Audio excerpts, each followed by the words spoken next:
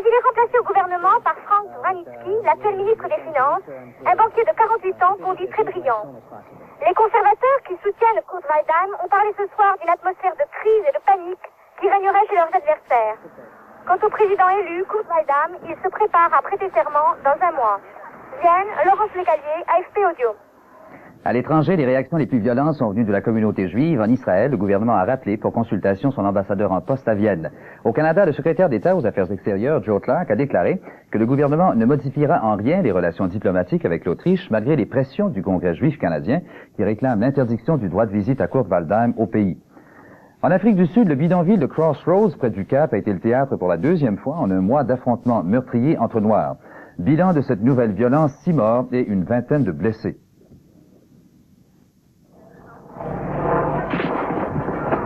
Les hostilités ont éclaté lorsque les milices conservatrices ou vigiles reconnaissables à leur foulard ont traversé la route qui sépare Crossroads du bidonville satellite 4C pour y mettre le feu aux habitations de planches et de tôles.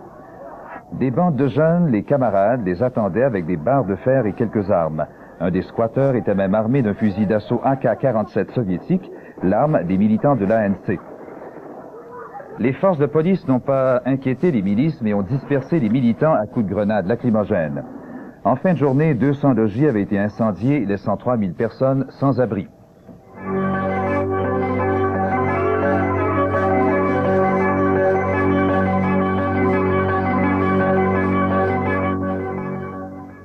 La Cour suprême de Colombie-Britannique a condamné un enseignant pédophile à la prison à vie. Robert Noyce était reconnu coupable de toute une série de délits sexuels sur des enfants commis au cours des 15 dernières années. Georges Tremel nous dit ce qu'il y en est. J'étais un pédophile. Robert Noyce sanglotant l'a admis en cour ce matin. Mais le juge l'a corrigé. Noyce, dit-il, demeure et demeurera toujours un pédophile. Robert Noyce, 37 ans, avait plaidé coupable de 19 accusations de voies de fait sexuelles sur les personnes de 18 jeunes garçons et d'une petite fille. Ces accusations s'étendent de 1970 à 1985.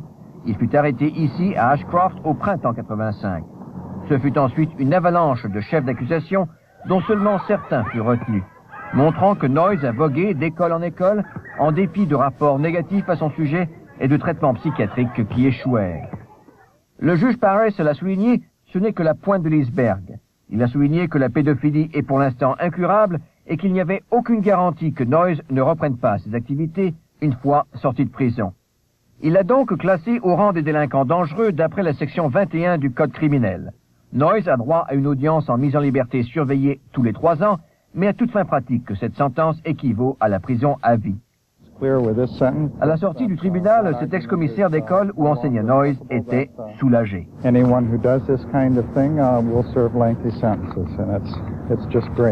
L'avocat de Noyce, pour sa part, estime que son client paye les pots cassés et sert de bouc émissaire.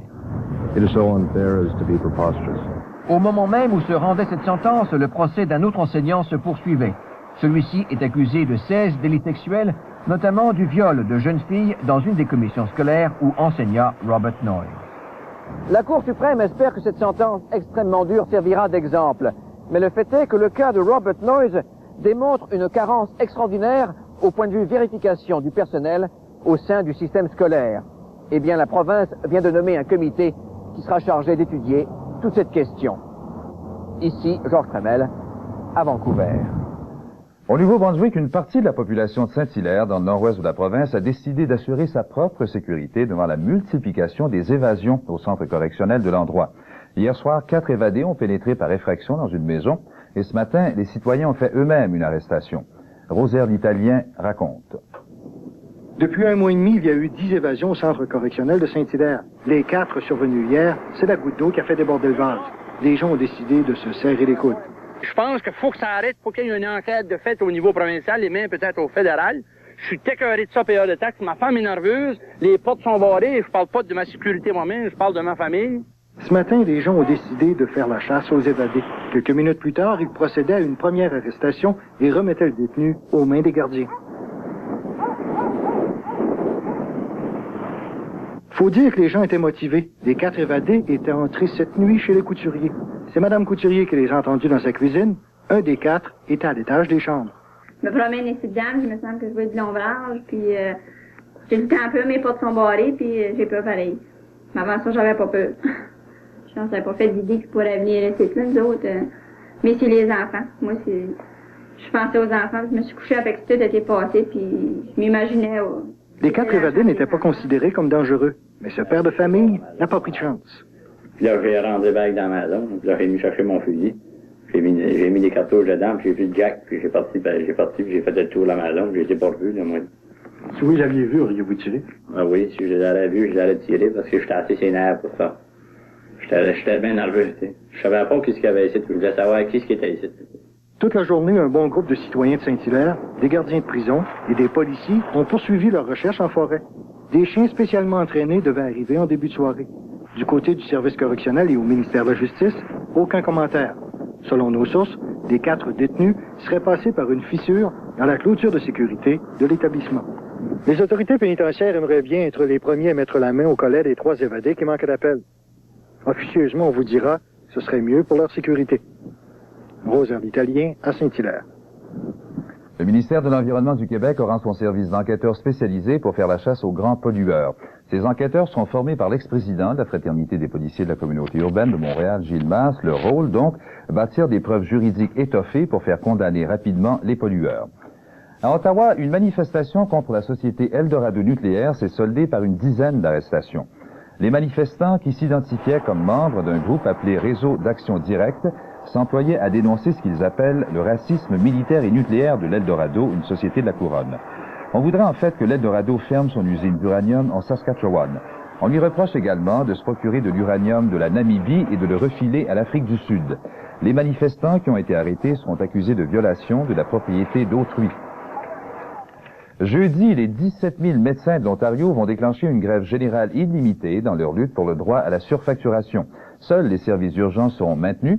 Le gouvernement Peterson refuse de plier, mais n'envisage pas pour le moment, en tout cas, de loi spéciale. Guy Gendron nous dit où en sont les choses. 6 mois après le dépôt d'un projet de loi visant à leur retirer le droit de surfacturer leurs patients, les médecins ontariens font appel à l'arme ultime, la grève générale illimitée.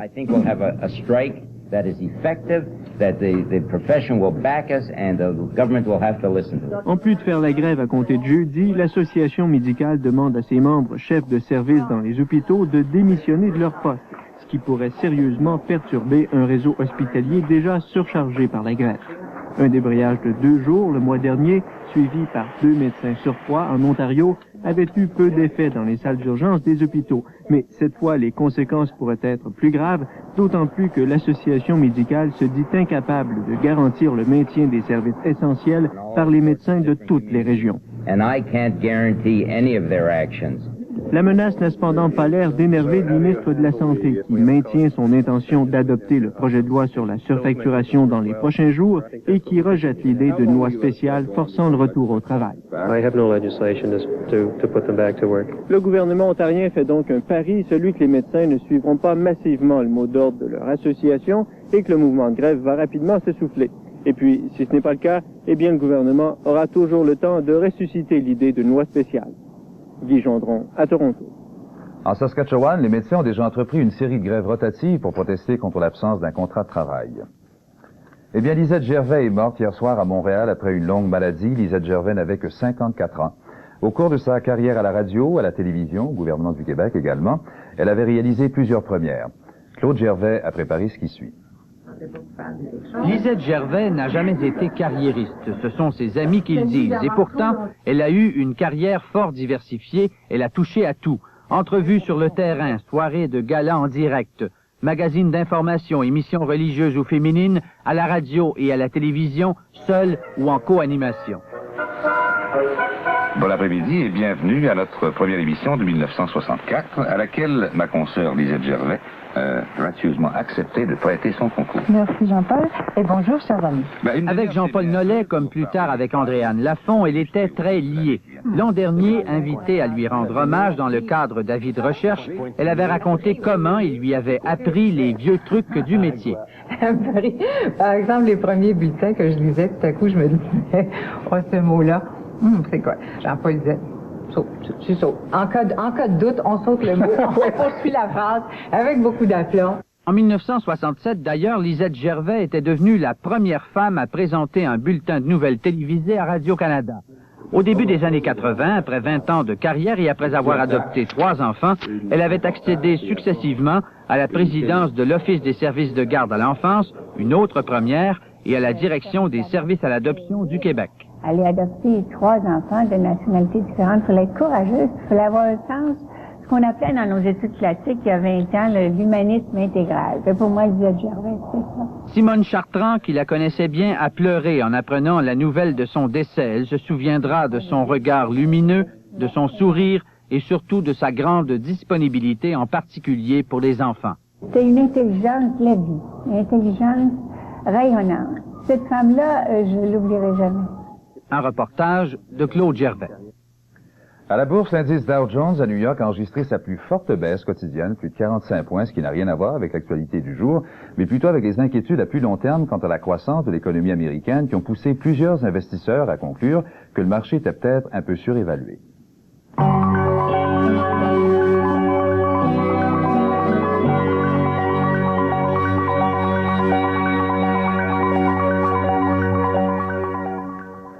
L'Ontario et le Québec confirment l'essentiel des informations révélées hier par Radio-Canada sur la négociation d'un contrat de vente de 2000 mégawatts destiné à l'Ontario. Le premier ministre Robert Bourassa, en tournée dans le bas du fleuve, a expliqué par la même occasion que la venue de l'Ontario sur le marché des acheteurs donne à Québec un plus grand pouvoir, finalement, de négociation avec les Américains. Jean Bédard a suivi le premier ministre. Ça se donne 20 mois pour négocier avec l'Ontario la vente de 2000 mégawatts au meilleur prix possible, un prix basé sur celui du nucléaire. Mais au bout de ce contrat, il n'y a pas nécessairement un nouveau barrage. On peut peut-être, avec une gestion de l'offre et une gestion de la demande, pouvoir faire face à une telle demande sans de nouvelles constructions. Mais quand on parle de 2000 et très probablement de plusieurs milliers également du côté de la Nouvelle-Angleterre, on voit les déclarations des gouverneurs, ben là, à ce moment-là, il faut commencer, si on veut commencer la phase 2. Avant de se lancer dans les constructions coûteuses, il faudra aussi des contrats avec les Américains. Et ces contrats, l'arrivée de l'Ontario sur le marché des acheteurs potentiels, les rendra plus faciles à négocier, pense le premier ministre. S'il y a également de l'intérêt du côté de l'Ontario, ça donne une plus grande force de négociation au Québec, vous avez raison. Quant à l'idée que l'Ontario participe par le biais d'une société mixte à 25% du financement d'éventuelles constructions électriques, elle reste une hypothèse de travail pour l'instant. À vous congé aujourd'hui? M. Bourassa a passé toute la journée dans le bas du fleuve où il a défendu sa politique de développement régional. Il a aussi rassuré ceux qui craignent que l'industrie du bois de sciage ne soit compromise par la négociation sur le libre-échange. Mais il n'a pas laissé beaucoup d'espoir quant à la réalisation d'une importante promesse électorale, le prolongement de l'autoroute 20 jusqu'à Rimouski. Enfin, de bonnes nouvelles dans un dossier important pour cette région, mais qui piétine depuis un certain temps, la papeterie de Matane. On a appris en effet que jeudi prochain, 3 des dirigeants de la compagnie Sobrooks seront ici pour étudier l'emplacement du projet, ce qui est de bon augure. Mais à la condition, on le sait maintenant, que le gouvernement du Québec soit prêt à participer encore davantage au financement de ce projet qui coûtera autour de 350 millions de dollars. Jean Bédard, dans la région du Bas-Saint-Laurent. Il semble bien que l'industrie canadienne du bois d'œuvre n'échappera pas à l'imposition de droits de douane américains de 27%. Demain, la Commission américaine du commerce international commence son enquête, et même si elle devait exonérer le Canada, le président Reagan aurait l'intention d'user de ses pouvoirs spéciaux pour imposer quand même des tarifs. D'ailleurs, le conseiller commercial du Sénat américain l'a confirmé au chef du NPD, Ed Broadbent. Daniel Lessard explique. L'industrie canadienne du bois est coincée de tous les côtés. Le président Reagan a promis d'imposer des tarifs en échange du feu vert du Sénat américain aux négociations commerciales avec le Canada. Tout ça a été confirmé ce matin au chef du NPD, Ed Broadbent, par Len Santos, le conseiller commercial du Sénat américain. Alors, c'est très sérieux. C'est nécessaire pour M. Clark de parler tout de suite à M. Schultz pour obtenir une clarification de cette situation. L'opposition va plus loin et rappelle qu'à Québec, en 85, le président s'était engagé à ne pas utiliser ses pouvoirs spéciaux contre le Canada. Mais Joe Clark rejette cette interprétation. Il a indiqué clairement qu'il n'y aura pas de pression politique et que le dossier de l'industrie du bois sera jugé sur les faits. We have a guarantee that this court-like procedure will be conducted in a court-like way. That Canada's case will be judged on its merits, not on the basis of politics. Clark ajoute encore que ça ne changera rien aux négociations commerciales avec Washington. Des négociations fort mal engagées, selon l'ancien premier ministre Pierre Trudeau. Il a déclaré à Toronto, et je cite, « Ce n'est pas facile de négocier quand l'un des deux interlocuteurs est totalement indifférent. Le Canada est en mauvaise position parce qu'il a déjà cédé ses principaux atouts, le programme énergétique national et l'Agence de tamisage des investissements étrangers. » Fin de la citation. Daniel Lessard, à Ottawa. Ce soir, les libéraux fédéraux de la circonscription de Saint-Maurice ont comblé le vide laissé par Jean Chrétien, c'est-à-dire qu'ils ont choisi un candidat bien connu dans la région, Gilles Grondin, l'ancien maire de la ville de Shawinigan-Sud, en attendant les élections à venir. Jean Chrétien assistait à l'Assemblée d'investiture, mais John Turner, lui, était absent. Geneviève Gué est là-bas.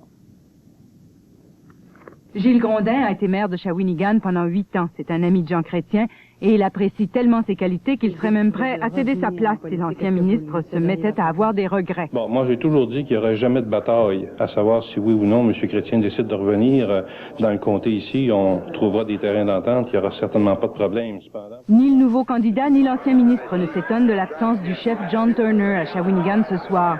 Après tout, disent-ils, il ne s'agit que d'élections complémentaires. Plutôt que de parler de cela, Jean Chrétien préfère plaisanter avec les journalistes qui l'interrogent sur son éventuel retour en politique et sur les sondages qu'ils disent encore si populaires. C'est très plaisant d'avoir quitté la politique que les gens vous disent être encore le plus populaire.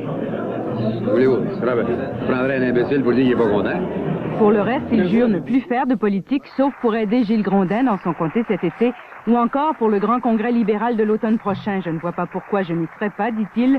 Je n'ai jamais manqué de congrès libéral. Geneviève Gué, à Shawinigan. Apportez votre vin, cette invitation que de plus en plus de restaurateurs du Québec font à leurs clients va devenir une pratique reconnue. Un projet de loi créant une nouvelle catégorie de permis autorisant les détenteurs à servir et non pas à vendre du vin était déposé à l'Assemblée nationale. Le projet de loi 96 prévoit également des sanctions plus sévères contre le commerce illégal de boissons alcooliques, ce commerce qui fait perdre plus de 10 millions par année au gouvernement du Québec. En terminant, au concours d'art pyrotechnique qui se poursuit à Montréal, c'est la Chine ce soir qui tente de ravir le trophée Mercure d'or. On entend tout ça dans la catégorie feu classique. Les artificiers chinois ont mis 1 an à préparer le spectacle que vous voyez et ont promis des oiseaux de feu, des dragons et même une muraille de Chine, symbolisant l'amitié qui lie les peuples chinois et canadiens. Voici donc un extrait de ce spectacle Harmonie suprême, comme on peut le voir des gratte-ciels de Montréal.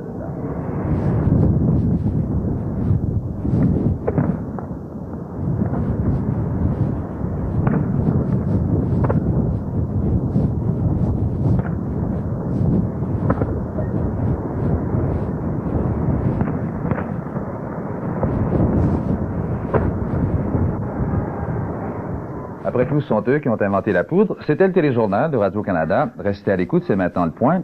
Ici Bernard de Rome, bonsoir, à demain.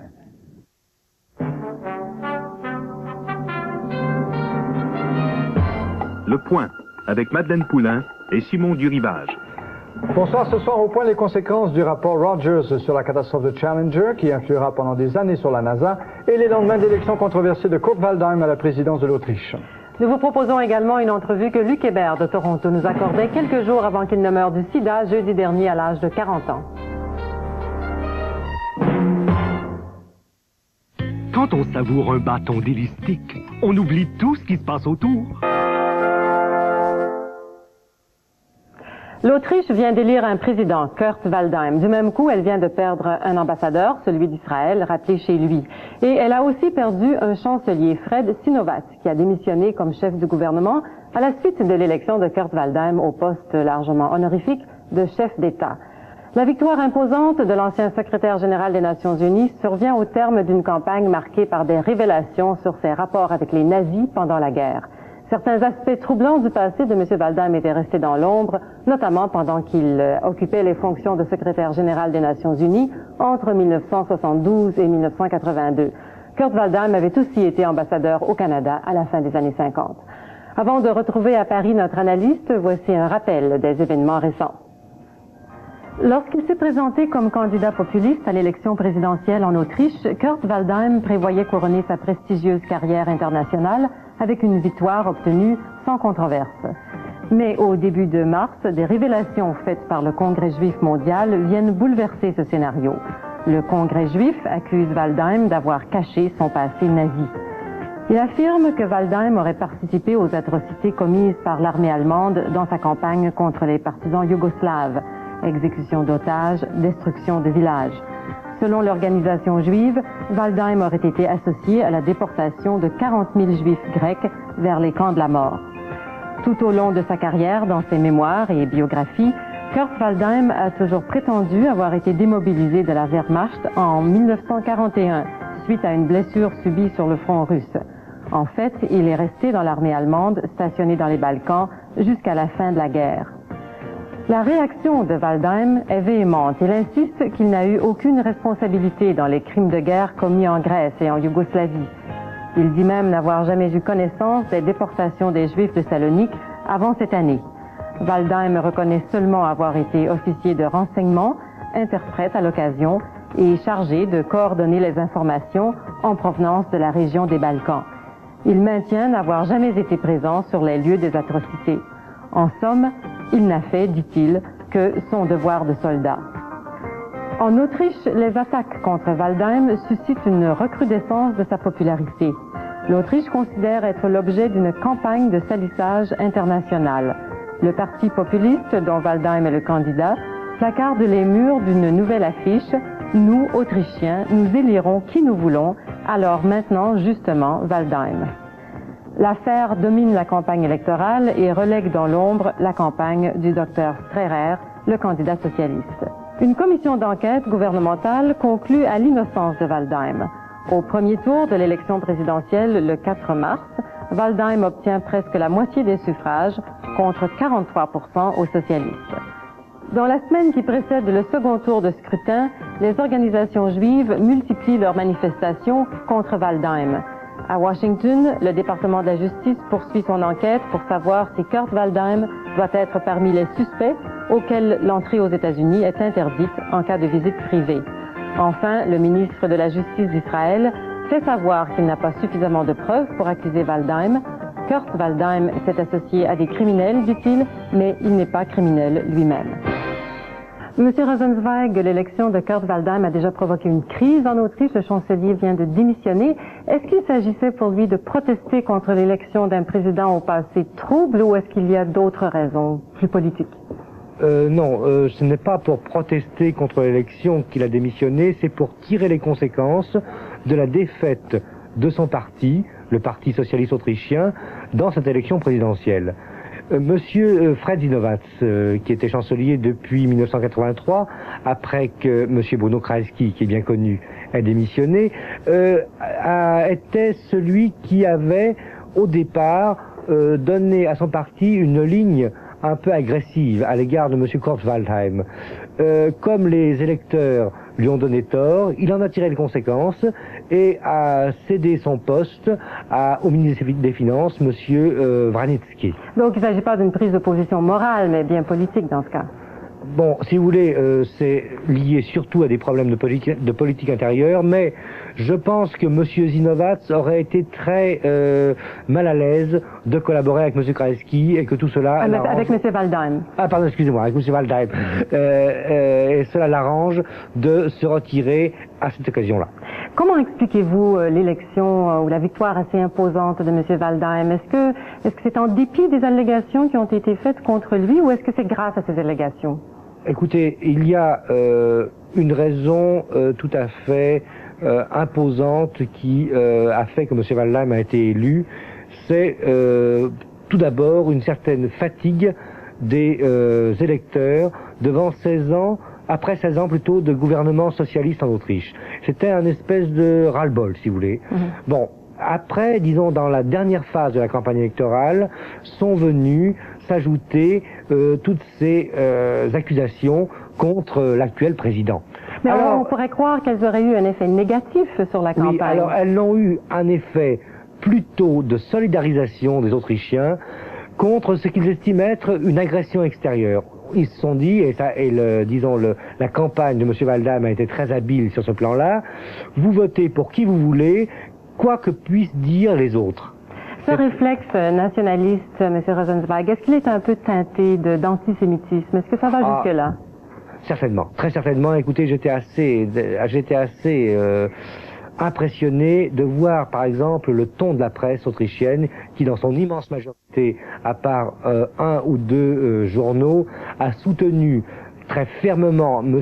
Waldheim face aux accusations du Congrès juif mondial, utilisant des arguments qui est, disons, dont on pouvait retrouver le ton qui existait dans certaines publications nazies, c'est-à-dire que l'on faisait raisonner les non-juifs comme pour les mettre au pilori, c'est-à-dire que certains éditorialistes ont appelé, non pas au meurtre des Juifs, mais à ce qu'ils se tiennent tranquilles vis-à-vis de l'Autriche. C'était très impressionnant et je pense que cela aura des conséquences très importantes sur la suite des événements dans ce pays. Comment réagissent les Juifs d'Autriche? Ils sont à peu près 6 000, je pense. Eh oui, ils sont d'abord très peu nombreux par rapport à ce qu'ils ont été jadis. Disons, il y a deux sortes de réactions. Il y a d'une part une réaction de découragement, de se dire comment va-t-on pouvoir continuer à vivre dans ce pays